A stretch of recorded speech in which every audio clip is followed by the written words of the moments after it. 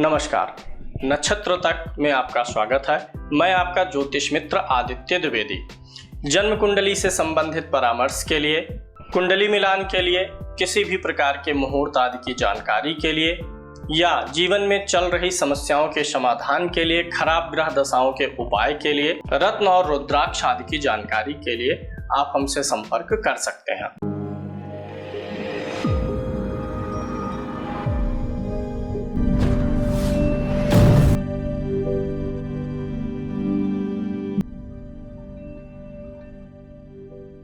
संस्थान में अब आपको ज्योतिष का कोर्स भी मिल जाएगा। इसके लिए आप हमारा ऐप नक्षत्र तक गूगल प्ले स्टोर से डाउनलोड कर लीजिए। इस कोर्स में आप ज्योतिष के ए से शुरू करके जेड तक जा सकते हैं, यानी बेसिक से एडवांस तक के सारे आपको लेसन स्टेप बाय स्टेप मिलते हैं, जो कि एक क्रमबद्ध तरीके से होते हैं, जहां ज्योतिष के पीडीएफ नोट्स भी आपको मिलते हैं और लाइव क्लासेस की रिकॉर्डिंग भी मिलती है। डाउट्स वगैरह के लिए भी वीडियोस आपको मिलते हैं। जूम क्लास से लाइव जोड़ करके मैं आप लोगों के शंकाओं का समाधान भी करता हूं। अभी जिस जन्म कुंडली को लिया गया है विश्लेषण के लिए, डेट ऑफ बर्थ है 30/11/1998, 3:54 सुबह का जन्म है और इनका जन्म मेरठ का है। सबसे पहले ग्रह स्पष्ट देखते हैं, फिर उसके बाद लग्न कुंडली पे चलेंगे। ग्रह स्पष्ट में आप देखिए तुला लगन की कुंडली बनती है। लग्न 4 अंश का है, चित्रा नक्षत्र में है, जो कि मंगल का नक्षत्र है। सूर्य इनका वृश्चिक राशि में बैठा हुआ है, 13 डिग्री का है, डिग्री ठीक है। अनुराधा नक्षत्र में है, जो कि शनि का नक्षत्र है। चंद्रमा इनका मीन राशि में है, यानी इनकी राशि मीन बनेगी। वर्तमान में 7:30 प्रारंभ हो गई है। 21 अंश का इनका चंद्रमा है, रेवती नक्षत्र में है, जो कि बुध का नक्षत्र है। मंगल इनका कन्या राशि में बैठा हुआ है, 7 अंश का है, उत्तरा फाल्गुनी नक्षत्र में है, जो कि सूर्य का नक्षत्र है। बुध इस कुंडली में अस्त भी है और वक्री भी है, वृश्चिक राशि में है, 17 अंश का है, ज्येष्ठा नक्षत्र में है, जो कि बुध का स्वयं का नक्षत्र है। गुरु इस कुंडली में कुंभ राशि में बैठा हुआ है, 24 अंश का है, पूर्वा भाद्रपद नक्षत्र में है, यानी स्वयं के नक्षत्र में है। शुक्र इस कुंडली में वृश्चिक राशि में बैठा है, 21 अंश का है, ज्येष्ठा नक्षत्र में है, जो कि बुध का नक्षत्र है। शनि कुंडली में मेष राशि में बैठा है, यानी नीच राशि में है, 3 अंश का है, अश्वनी नक्षत्र में है, जो कि केतु का नक्षत्र है। राहु सिंह राशि में है और केतु कुंभ राशि में है और इनकी डिग्री 1 अंश की है। मघा नक्षत्र में राहु है, जो कि केतु का नक्षत्र है, और केतु धनिष्ठा नक्षत्र में है, जो कि मंगल का नक्षत्र है। ये सारी स्थितियां स्पष्ट हो जाएंगी। कुंडली पर चलेंगे। लग्न कुंडली से लग्न कुंडली में तुला लगन की कुंडली है, 7 नंबर लिखा गया है। लग्नेश द्वितीय भाव में बैठा हुआ है। द्वितीय भाव में लग्नेश शुक्र भी है, भाग्येश बुध भी है और लाभेश सूर्य भी है। तो इन 3 ग्रहों की युति से धन योग बनेगा, धन का लाभ इससे अच्छा मिलेगा। अब यहाँ पे बुध चूंकि अस्त भी है और वक्री भी है, तो बुध को थोड़ा बलवान करने की जरूरत रहेगी। बुध बलवान रहेगा तो यह धन योग और प्रबल हो जाएगा, जिसके लिए इनको पन्ना पहनने की जरूरत रहेगी। पन्ना पहनने से यह धन योग और भी मजबूत हो जाएगा। यहाँ पर बुध और शुक्र की युति से लक्ष्मी नारायण योग भी बनेगा। पन्ना पहन के इस योग को भी और मजबूत कर सकते हैं। और सूर्य साथ में लाभेश होकर के है, तो धन के लिए स्थितियां ठीक है, बैंक बैलेंस वगैरह अच्छी बनेगी इनके। द्वितीय भाव का स्वामी मंगल है, 12वें भाव में गया हुआ है, बुध की राशि में है। मंगल बुध की राशि में है और बुध मंगल की राशि में है, तो दोनों ने परिवर्तन किया हुआ है। जब 2 ग्रह स्थान परिवर्तन करते हैं, एक दूसरे की राशि में जाते हैं, जैसा कि बुध और मंगल गया है, तो यह योग भी अच्छा माना जाता है। दोनों के लिए मंगल और बुध दोनों एक दूसरे के घर को बनाएंगे, यानी धन के बैलेंस में और व्यय में एक संतुलन बना रहेगा। यहाँ पर अनावश्यक व्यय नहीं होने देगा और यह जरूरी पैसा बचने भी देगा। यहाँ पर गुरु पंचम भाव में बैठा हुआ है, केतु के साथ में बैठा हुआ है। तो पहली चीज तो यह है कि गुरु खष्टेश भी है। गुरु जिस भाव में बैठता है उस भाव की थोड़ी सी हानि करता है, तो संतान भाव को लेकर के तकलीफ दिखाई दे रही है, क्योंकि संतान भाव में गुरु बैठ करके छाया दे रहा है संतान भाव को। साथ में केतु भी बैठा और संतान भाव का स्वामी जो शनि है वह नीच राशि में बैठा है। तो संतान थोड़ा सा दिक्कत वाला भाव दिखाई दे रहा है, संतान को लेकर के कुछ विसंगतियां बन सकती हैं। और ये संतान को लेकर के विसंगति बनेगी, इसलिए जिस कन्या से विवाह हो उसकी कुंडली देख लिया जाए कि पंचम भाव मजबूत रहे।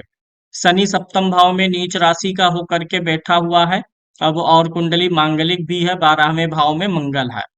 तो यहाँ पे यह प्रतीत हो रहा है कि इनको विवाह के समय भी सावधानी रखनी होगी, कुंडली मिलान बहुत अच्छे से करना होगा। शनि यहाँ पर नीच का है, मंगल 12वें में है। पहली चीज तो मांगलिक लड़की से ही विवाह करना है और अच्छे गुण मिला करके ही विवाह करना है, अन्यथा ये सप्तम में नीच का शनि भी तकलीफ दे जाएगा। छठे भाव में चंद्रमा बैठा हुआ है और सप्तम में शनि नीच का है। जिसके छठे भाव में चंद्रमा हो और या बुध हो और 7वें और 8वें भाव में कोई में नीच का ग्रह हो, तो ऐसे व्यक्ति को जो है डाइजेशन, पाचन, पेट और यूरिन, पेशाब आदि से संबंधित समस्याएं अक्सर होती रहती हैं। तो इनको पेट और पेशाब इन दोनों चीजों से संबंधित समस्याएं चंद्रमा और शनि के कारण से बनती हुई नजर आती हैं। यहाँ पर शनि जब मेष राशि में होकर के बैठा हुआ है, तो शनि जब भी मेष राशि में होता है तो थोड़ा सा सिर और माइग्रेन की समस्या, आंखों पे चश्मा लगने की समस्या आदि भी देने का ये प्रयास कर सकता है। तो सिर और आंखों को भी थोड़ी तकलीफ बनेगी। राहु लाभ भाव में है, ये राहु लाभ भाव का राहु ठीक होता है, ये मदद करेगा। लेकिन चूंकि ये गुरु के सामने है, गुरु ज्यादा प्रभावित है, केतु के साथ है, राहु के सामने है, तो गुरु थोड़ा सा प्रभावित हो रहा है, तो इसलिए चांडाल दोष भी बना हुआ है, जिसके कारण से टाइम टू टाइम थोड़ा थोड़ा शिक्षा में व्यवधान भी आता रहेगा। इस कुंडली में लगन पे देखिए शनि की उच्च की दृष्टि जा रही है, शनि लगन को देख रहा है, ठीक है। थोड़ा सा स्वभाव में आलस्यपन लाता है जब भी शनि लगन को देखता है। अष्टम भाव पर बुध, शुक्र और सूर्य की दृष्टि जा रही है। दो शुभ ग्रह है इसमें से और एक ये सूर्य क्रूर ग्रह है, तो भी ठीक है, आयु बढ़ाने का ही प्रयास ये करेगा। चतुर्थ भाव का स्वामी भी शनि है जो पंचम भाव का स्वामी है। यहाँ से शनि नीच राशि में गया हुआ है सप्तम भाव में और वापस घूम करके अपने भाव को देख रहा है। तो इनको अपने पराक्रम से घर, भूमि, भवन, वाहन का सुख पाने में थोड़ा सा देरी लगेगा। यानी कि बनाने की जब भी योजना बनाएंगे भूमि भवन की, तो इनको कुछ न कुछ अवरोध आ जाएगा, क्योंकि चतुर्थ भाव का स्वामी शनि नीच राशि में होकर के बैठा हुआ है। तो भूमि भवन, वाहन और संतान, ये दो विषय और वैवाहिक जीवन के लिए भी सतर्कता इनके लिए रखनी पड़ेगी। मीन राशि है इनकी, तो वर्तमान में 7.5 इनकी चल रही है। 7.5 अभी शुरू हुई है, अभी चलेगी, लंबी चलेगी। और यहाँ पर अगर हम देखते हैं तो गुरु का जो गोचर चल रहा है और राहु का मेष राशि पे चल रहा है, जो कि इनकी चंद्र कुंडली से द्वितीय भाव है और लग्न कुंडली से सप्तम भाव है। तो इस समय भी कोई बहुत उचित समय नहीं चल रहा है, अक्टूबर बाद से समय उचित हो जाएगा। यहाँ पर धन भाव और पत्नी भाव का स्वामी मंगल 12वें भाव में बैठा हुआ है। यहाँ से मंगल देखेगा तीसरे भाव को, मंगल की तीसरे भाव पर दृष्टि अच्छी रहेगी। मंगल छठे भाव को देख करके शत्रुओं का नाश करेगा और मंगल की दृष्टि सप्तम भाव पर भी आएगी, जहाँ शनि बैठा हुआ है मंगल के घर में और मंगल की दृष्टि है। तो मंगल यहाँ शनि के माध्यम से भी कुछ अच्छा फल लेने का प्रयास करेगा, यानी अच्छा बनाने का प्रयास यहाँ पर भी करेगा। चंद्रमा और मंगल आमने सामने हो तो ये भी धन के मामले में मदद करता है, यानी धन के मामले में कुंडली ठीक नजर आ रही है। संतान के मामले में और वैवाहिक पक्ष के मामले में थोड़ा सा दिक्कत हो सकता है, अच्छे से कुंडली मिलाई जाएगी तो ठीक ठाक रहेगा। इन्होंने एक प्रश्न पूछा हुआ है सरकारी नौकरी को लेकर के कि क्या सरकारी नौकरी मिल सकती है। तो सरकारी नौकरी के लिए कोई बहुत स्पष्ट योग नहीं दिखाई देते हैं कि सरकारी नौकरी मिल ही जाएगी। हाँ, इनके लिए जो है, अगर हम नवमांश कुंडली देखते हैं तो जो दसम भाव का स्वामी चंद्रमा है वह यहाँ पर बैठा है। कुछ टेक्निकल या इंजीनियरिंग वर्क के लिए इनकी कुंडली ज्यादा कारगर होगी। अगर चंद्र कुंडली से दसम भाव का स्वामी देखेंगे तो गुरु बनेगा, वो भी शुक्र की राशि में शनि के साथ बैठा है। टेक्निकल वर्क कर लें, कंप्यूटर, आईटी, इंटरनेट आदि से जुड़े हुए क्षेत्रों में इनको सफलता मिल सकती है। और जो पेट वाली समस्या इनकी है, इन्होंने लिखा भी है चंद्रमा और शनि के उपाय से इनको पेट के मामले में राहत मिलेगा। ये चीज इनको जीवन भर परेशान कर सकती है। विवाह इनका एक विवाह फाइनल हो करके टूट सकता है, मतलब फाइनल हो जाए, डेट वगैरह पड़ने के करीब में आ जाए, तो इस प्रकार से टूटने की संभावना, क्योंकि सप्तम में जब कोई नीच का ग्रह होता है तो ऐसी स्थितियां बन सकती हैं, ऐसी स्थितियां बनती हैं। कैरियर इनका ठीक ठाक रहेगा। कैरियर भाव का स्वामी चंद्रमा है, छठे में गया हुआ है। मेहनत और स्ट्रगल रहेगा, लेकिन फिर भी चूंकि धन योग है तो कैरियर इनका ठीक ठाक चलता रहेगा। अभी दूसरी कुंडली पर चलते हैं। नवमांश कुंडली के लगन में सूर्य बैठा है और लग्नेश मंगल है, तो पत्नी का स्वभाव थोड़ा सा तेज रहने वाला है। पत्नी जो है बहुत अधिक सहनशील स्वभाव की इनको नहीं मिलेंगी। अगली कुंडली पर चलते हैं। यहाँ से सूर्य कुंडली से मान सम्मान देखेंगे। सूर्य, बुध और शुक्र बैठे हुए हैं एक साथ, मंगल लाभ भाव में है। मान सम्मान पर्याप्त रहेगा, समाज में ये धनी व्यक्ति के रूप में जाने जाएंगे। अभी इनकी जो है हम देख लेते हैं होरा कुंडली। इनकी होरा कुंडली सिंह लगन की बनती है। देखिए यहाँ पर 5 नंबर की गिनती है। होरा कुंडली सिंह लगन की हो तो व्यक्ति के धन पर देवताओं का प्रभाव होता है, तो देवताओं के मंदिर जाते रहेंगे तो धन वगैरह इनका अच्छा चलता रहेगा। धन से जुड़ी हुई समस्याएं इनके जीवन में नहीं आएंगी। मंदिर जाना, वहां पे कुछ भोग प्रसाद आदि लगाते रहना चाहिए इनको। देशकाल कुंडली में इनके लगन में गुरु बैठा हुआ है और लग्नेश शुक्र है। यहाँ पर देशकाल कुंडली में 7 नंबर की गिनती लिखी है। लग्नेश दसम भाव में बैठा हुआ है शुक्र, अच्छा योग बनाता। लगन में गुरु भी बैठा हुआ है। मेहनत करेंगे तो मेहनत सार्थक दिशा में जाएगा, वैसे मेहनत इनको करना पड़ेगा। मेहनत करने के पहले इनको किसी से राय बात लेनी चाहिए कि हाँ, इस क्षेत्र में इस चीज के लिए मैं प्रयास कर रहा हूँ, तो कैसे करूं, क्या करूं, एक योजना बनानी चाहिए। क्योंकि यहाँ जो चंद्रमा नीच का है, कभी कभी इनको मेहनत की जो दिशा है उससे भ्रमित करेगा, तो इस चीज का इनको ख्याल रखना चाहिए। चतुर्थांश कुंडली से भाग्य का विचार होगा। लगन में कोई नीच का ग्रह नहीं बैठा है। लग्नेश स्वराशि का होकर के अष्टम भाव में बैठा हुआ है और जो भाग्य का स्वामी है बुध उसके साथ बैठा हुआ है। यानी इनका जो भाग्य है वह बढ़िया तो है, क्योंकि लग्नेश भाग्येश दोनों एक साथ बैठे हुए हैं, लेकिन अष्टम में है। यानी कि ऐसा समझ लीजिए कि इनको अगर किसी व्यक्ति को जो है 2 घंटे के प्रयास में जो चीज मिलेगी वही चीज इनको 2.5 घंटे के प्रयास में मिलेगी चीज। चूंकि यहाँ पे भाग्य अच्छा है लेकिन अष्टम में है। अष्टम भाव जो होता है ये गहरा स्थान होता है, तो इनको थोड़ा सा जैसे कुआं खोद के पानी निकालना है, किसी को 10 फीट पे मिलेगा तो इनको 12 फीट तक प्रयास करना पड़ेगा, लेकिन भाग्य है, ठीक ठाक है। अगली कुंडली पर चलते हैं और यहाँ से इनके ज्ञान विज्ञान और हुनर आदि को देखते हैं। पंचमांश कुंडली के लगन में राहु बैठा है, शनि बैठा है, केतु बैठा हुआ है और लग्नेश लाभ भाव में चंद्रमा के साथ बैठा हुआ है। गुरु भी ठीक ठाक स्थिति में है। गुरु की दृष्टि जा रही है शनि पर, इसलिए जो सामाजिक ज्ञान, सामाजिक व्यवहार रहेगा वह ठीक ठाक अच्छा रहेगा। षष्ठांश कुंडली से रोग ऋण शत्रु देखते हैं। षष्ठांश कुंडली में देखिए लगन में ही नीच का ग्रह बैठा है। वही शनि जो लगन में नीच का बैठा था लग्न कुंडली में, वही षष्ठांश कुंडली के लगन में भी नीच का बैठा है। यानी शनि इनको रोग देता रहेगा। शनि के कारण से इनको रोग और बीमारी बनेगी। लग्नेश जो है मंगल, वह भी अष्टम भाव में बैठा है, हालांकि अपनी दूसरी राशि में है, तो ये थोड़ा बहुत प्रोटेक्ट करेगा, लेकिन शनि के कारण से इनको स्वास्थ्य की समस्याएं होती हुई नजर आ रही है। सप्तमांश कुंडली देख लेते हैं। चूंकि लगन कुंडली से हमको संतान भाव में कुछ दिक्कतें मिली हुई थी, तो उसको हम यहाँ से भी देख लेते हैं। लगन में कोई नीच का ग्रह नहीं बैठा है। लग्नेश बैठा हुआ है छठे भाव में। लग्नेश छठे भाव में है और नीच के ग्रह शनि के साथ बैठा है। इस कुंडली की सबसे बड़ी बात यह है जो इनको ज्यादा परेशान कर सकती है या सबसे अच्छा लाभ दे सकती है, वह यह है कि इस कुंडली में ज्यादातर वर्ग कुंडलियों में शनि नीच राशि में है। ज्यादातर जगह शनि नीच राशि के होने के नाते शनि ज्यादा तकलीफ दे रहा है। शनि का उपाय करना इनके सुख, स्वास्थ्य और शांति के लिए बड़ा अच्छा रहेगा। अभी देखिए पीछे भी शनि नीच का मिला, यहाँ भी है शनि, यहाँ भी नीच का है। ज्यादातर जगहों पर शनि ही नीच का आ रहा है। शनि ही इनको ज्यादा स्ट्रगल देगा, सेहत के मामले में भी देगा, काम के मामले में, हर जगह शनि ही प्रॉब्लम करेगा। तो शनि के उपाय समय समय पे इनको करते रहना होगा। अब चूंकि मंगल जो है वह नीच ग्रह के साथ बैठा हुआ है, तो यहाँ पर संतान को लेकर के थोड़ा सा इशू बनता हुआ नजर आ रहा है। हालांकि संतान होगी, क्योंकि गुरु की यहाँ पंचम भाव पर दृष्टि भी है।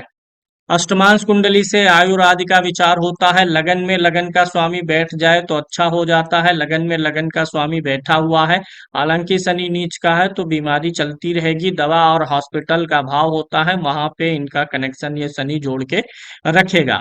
अष्टम भाव में केतु और राहु बैठे हुए हैं, पेट और गैस की समस्या ही देते हैं, और कभी कभी गुप्त अंगों के आसपास में दांत खात खुजली भी प्रदान करते हैं।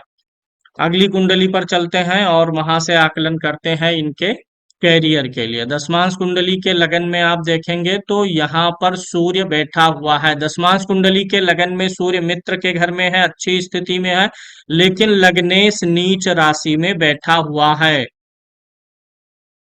लग्नेश मंगल का नीच होना भी थोड़ा देर से कैरियर में सेटलमेंट देगा, और थोड़ी सी असंतुष्टि बनी रहेगी कैरियर से हमेशा। यहाँ पे लगन में सूर्य बैठा हुआ है तो उच्च पद की प्राप्ति करवाएगा। लगन में सूर्य बैठा हुआ है तो कुछ ऐसा मिल जाएगा इनको जहां से इनके नीचे कई लोग काम करें। द्वितीय भाव में बुध महाराज बैठे हुए हैं। यहाँ पर बुध इस कुंडली में लाभ भाव का भी स्वामी होता है, गुरु की राशि में बैठा हुआ है, तो ये काम से धन भी दिलवाएगा। चतुर्थ भाव में केतु और शुक्र बैठे हुए हैं, यानी नौकरी के मामले में कई बार स्थान परिवर्तन होगा। ये और इनकी पत्नी दोनों लोगों का स्थान परिवर्तन होता रहेगा। दोनों लोग नौकरी के सिलसिले में कई बार जीवन में स्थान बदलेंगे। यहाँ पर शनि महाराज बैठे हुए हैं, जो कि चतुर्थ भाव के स्वामी होते हैं, सप्तम भाव में, यानी कि जो इनके साथ में सहयोगी रहेंगे, जो इनकी मदद करेंगे काम काज में, को वर्कर रहेंगे, वो थोड़े ढीले स्वभाव के रहेंगे, थोड़े सुस्त और आलसी स्वभाव के रहेंगे। काम करते हुए इनको काम का बोझ ज्यादा रहेगा, लेकिन बहुत अधिक तनाव नहीं बन पाएगा। काम करते समय इनके 12वें भाव में गुरु बैठा हुआ है, जो कि इनकी कुंडली के पंचम भाव का और धन भाव का स्वामी है। तो वो काम के कारण जो है, वर्क प्लेस या ऑफिस के काम के कारण से इनको कुछ न कुछ धन व्यय अपनी तरफ से भी कर देना पड़ेगा। हालांकि अगर दशमांश कुंडली में गुरु 12वें भाव में है, तो ऐसा व्यक्ति अपने कार्यस्थल पर किसी व्यक्ति को कुछ दान वगैरह पीली वस्तु देता रहे, तो काम में काफी अच्छा सुधार हो जाता है, काफी अच्छी मदद मिल जाती है। राहु यहाँ पर बैठा हुआ है, ये भी ठीक ठाक है। यही मंगल भाग्य भाव में नीच का है, इसी मंगल के कारण से थोड़ी सी दिक्कत रहेगी कि इनको ऑल ऑफ सडन ग्रोथ नहीं मिलेगा। अगली कुंडली पर चलते हैं। एकादशांश कुंडली से मनोकामनाओं की पूर्ति देखी जाती है। यहाँ पे अगर आप देखेंगे कि लगन का स्वामी मंगल उच्च का होकर के बैठा हुआ है, अच्छी स्थिति में है, लगन में कोई नीच का ग्रह नहीं बैठा हुआ है, और एकादश भाव पे दो दो शुभ ग्रहों की दृष्टि है। जो कुछ चाहेंगे करना बनाना चाहेंगे, सुख साधन सुविधाएं जो जीवन में जो प्राप्त करना चाहेंगे, वो सारी मनोकामनाएं इनकी पूरी होती रहेंगी। द्वितीय भाव में चंद्रमा और राहु का ग्रहण है, तो जब चाहेंगे जैसा चाहेंगे वैसा तो नहीं हो पाएगा, टाइम लगेगा, अवरोध आएगा, लेकिन अंततः वह इच्छाएं पूरी होंगी। द्वादशांश कुंडली से माता पिता के सुख का विचार होता है। लगन में देखिए चंद्रमा नीच का है, हालांकि गुरु भी साथ में होकर के गज केसरी योग बना दिया। गज केसरी योग में माता और पिता ऐसे जातक की परवाह करते हैं, तो इनके प्रति माता पिता का जो है ध्यान रहेगा, टेंशन रहेगा। चंद्रमा नीच का है तो माता थोड़ा सा ज्यादा चिंतित इनको लेकर के रह सकती हैं। सूर्य उच्च का है तो पिता से ठीक दिखाई दे रहा है, अन्य स्थितियां इस कुंडली में भी ठीक दिखाई दे रही हैं। खोडसांस कुंडली से वाहन के सुख का विचार होता है। लगन का स्वामी देखिए 12वें भाव में गया हुआ है बुध, जो कि चतुर्थ भाव का भी स्वामी है, तो वाहन लेकर के दूर दूर स्थानों पर इनके वाहन जाते रहेंगे समय समय पर। और 12वें भाव में होने का मतलब ये है कि इनका वाहन अक्सर दूसरे लोग भी चलाते रहेंगे, ये कम चलाएंगे, दूसरे लोग इनका वाहन अधिक इस्तेमाल कर सकते हैं, खासकर फोर व्हीलर वाहन की बात की जा रही है। तो वाहन का सुख इस कुंडली में बनता हुआ नजर आ रहा है, क्योंकि यहाँ पर शुभ ग्रह गुरु भी बैठा हुआ है, केतु और राहु भी बैठे हुए हैं, जो समय समय पर वाहन में खराबी देते रहते हैं। वाहन चलाते समय चंद्रमा छठे भाव में नीच राशि में है, इसलिए वाहन चलाते समय ज्यादा सोच विचार नहीं करना चाहिए। जब भी दूर की यात्रा करने जा रहे हो तो थोड़ा सा भगवान शिव का दर्शन करके निकलें। ये चंद्रमा द्वितीय भाव का स्वामी भी है, तो द्वितीय भाव धन का भाव, ये ऋण का भाव है। तो वाहन में कुछ ना कुछ टेक्निकल डिफॉल्ट आता रहेगा, जिस पे पैसा खर्चा करना इनको पड़ेगा। यहाँ पे विशांश कुंडली से आध्यात्मिक उन्नति देखते हैं। लगन में शनि महाराज बैठे हुए हैं, लग्नेश छठे भाव में आकर के बैठा हुआ है। यहाँ पर गुरु लाभ भाव में है और मंगल के साथ में राहु केतु बैठे हुए हैं। अत्यधिक कोई बहुत धार्मिक होना और आध्यात्मिक उन्नति के योग नहीं दिखाई दे रहे हैं। सर्वाष्टक वर्ग की कुंडली में देखिए, इधर राशियां हैं, इधर ग्रह लिखे हुए हैं, किस ग्रह को किस राशि पे कितने पॉइंट मिले हैं, उसी हिसाब से गोचर में ग्रहों का फल मिलता है। जिस राशि पर ग्रह को 0 से 3 पॉइंट मिले होते हैं, यानी उस राशि पर ग्रह का गोचर शुभ फल नहीं देता है।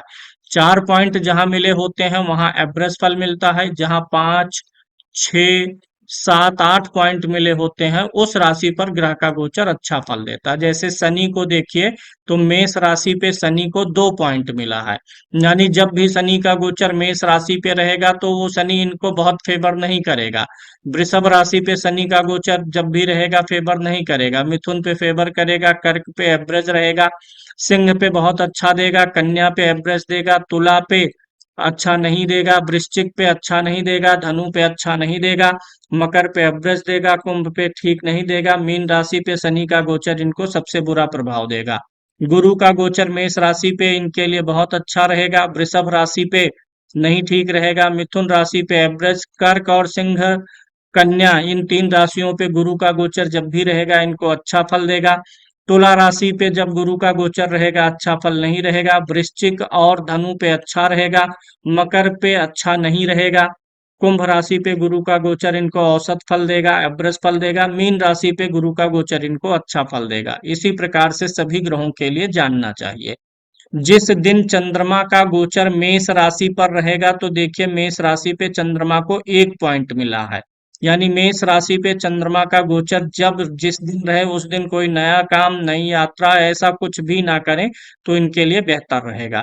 जब चंद्रमा वृषभ राशि पे रहे तो अच्छा पॉइंट मिला है, जब चंद्रमा का गोचर वृषभ राशि पे रहे, और यहाँ देखिए सिंह राशि में सबसे ज्यादा पॉइंट मिले हैं, सिंह राशि पे रहे, कन्या राशि पे रहे, या फिर इधर देखिए 3 राशियां लास्ट की जो है मकर, कुंभ, मीन, इन राशियों पर चंद्रमा का जब गोचर रहेगा तो ये दिन इनके लिए अच्छे रहेंगे।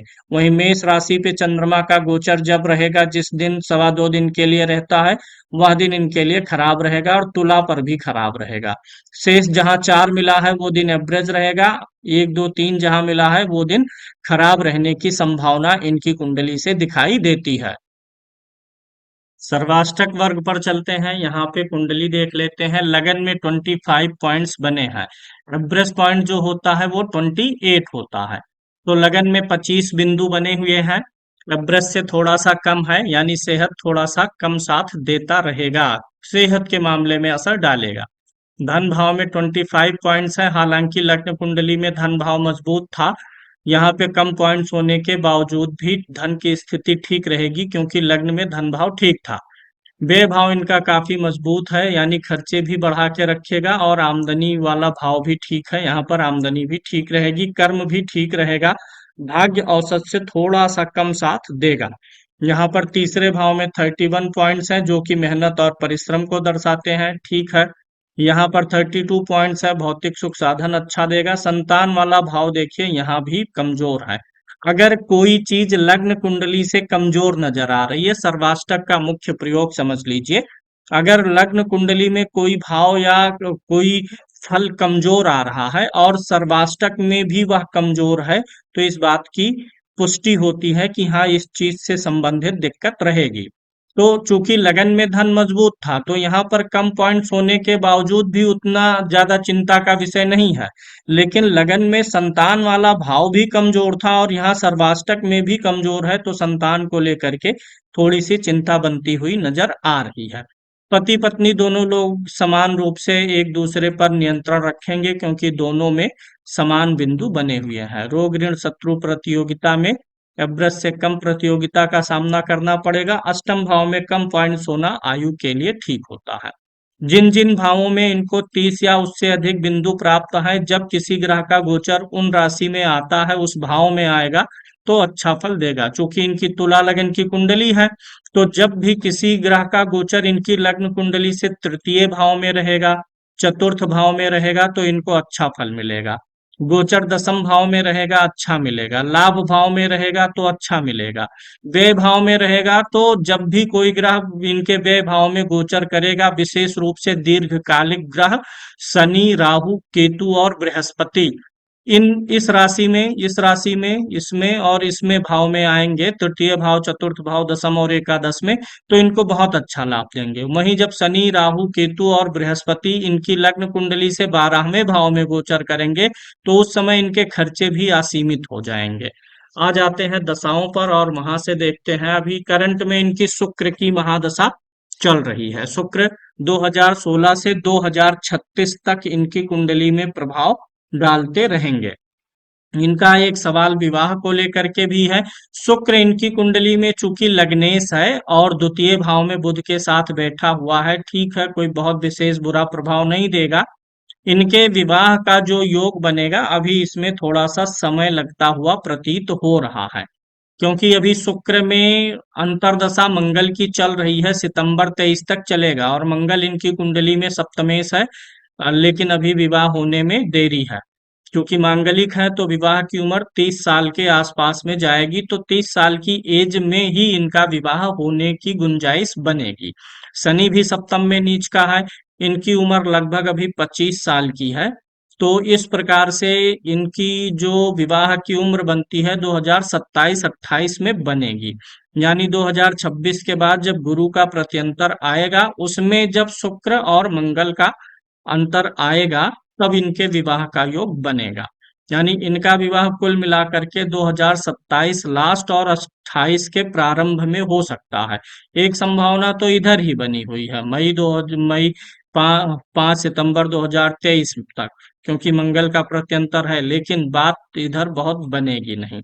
तो अभी थोड़ा सा विवाह के लिए इनको इंतजार करना पड़ सकता है। एक तो राहु की भी सप्तम पे दृष्टि है, तो 2025 के लास्ट में दिखता है या फिर 2027 के लास्ट में इनके विवाह का योग बनेगा। इधर शुक्र की महादशा जब निकल जाएगी तो सूर्य की महादशा आएगी। सूर्य इनकी कुंडली में बुध और शुक्र यानी दो शुभ ग्रहों के साथ बैठा है। सूर्य स्वयं भी जो है यह लाभ भाव का स्वामी है, तो सूर्य की दशा में इनको धन बहुत अच्छा मिलने वाला है। जब ये शनि का अंतर आएगा 2029 से 32 तक, तब इनका सेहत ज्यादा परेशानी वाला रहेगा। शनि इनकी कुंडली में बुरा है, तो शनि का उपाय भी करना है। शनि जब जब आएगा तब तब इनको तकलीफ देता रहेगा, प्रत्यंतर में जब जब आएगा ये तकलीफ इनको बनाता रहेगा। तो शनि ग्रह के लिए इनको उपाय करने की जरूरत पड़ेगी।